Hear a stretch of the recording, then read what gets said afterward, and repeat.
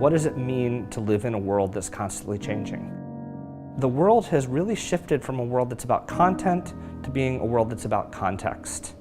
And in some ways, all of the notions of stability around knowledge are starting to break down.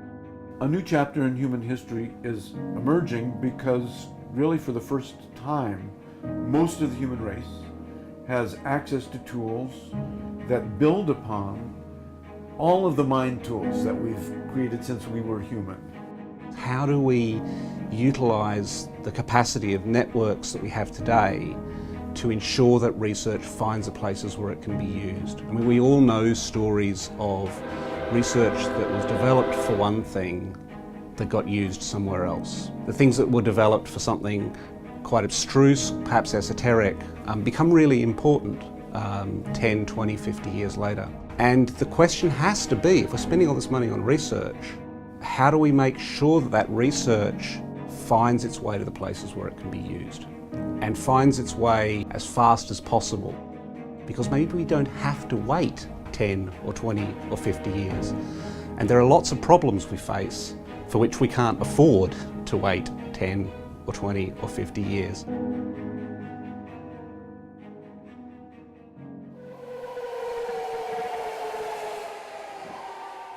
Can people use the web to do things that they're already really pretty good at and is socially learned to be good at?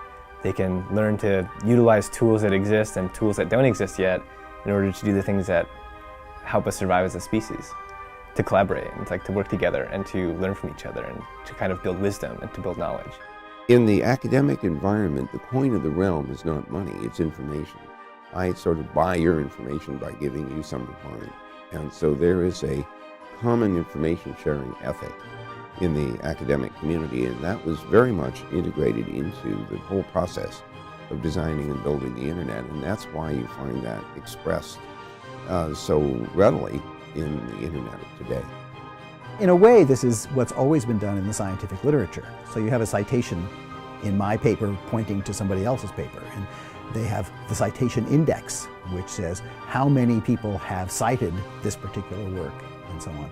And really, PageRank is an extension of that basic citation index idea to the web at large, which doesn't have the same kind of citations. All the way back to Heidegger and the question concerning technology, and that's the beautiful opening of that essay is the essence of technology is in no way anything technological. It's people, it's humans, it's communication. And that's the thing we have to remember. That's why they misunderstood the computers and thought they could be intelligent. They thought being intelligent was having the right rules in your mind and the right descriptions in your mind. And in fact, it wasn't like that at all. In the research space, the incentives we have at the moment are quite perverse. They actually set up in a way that discourages people from effectively communicating the research they do. And it discourages them from doing their research effectively. How many patients have turned to me and said, when are we going to have a solution? My sister's dying, my mother. Do we have a cure coming? And I turn to the scientists that I know and I think, oh no. First of all, there's not very many of them, and second of all, they're very distracted.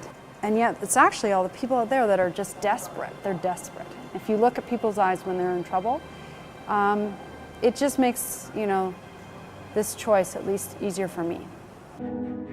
I think one of the major challenges that we face in terms of encouraging people to be more involved in co-creation of knowledge is some of the inherent competitiveness that exists between institutions and between individuals for that matter. When you go open, what happens is minds you don't even know start working on the project, and you don't even know they're working on the project until they surface somewhere and they contribute something back. And so when you open it up, it's this giant force multiplier. You lose a lot of control and you lose a lot of ownership, and that can be hard. And that isn't always a good thing, but it's almost always a good thing because it brings so many different perspectives in that it's almost inevitable you're going to get more advancements that way. We were asked to define areas where we knew we could do the work.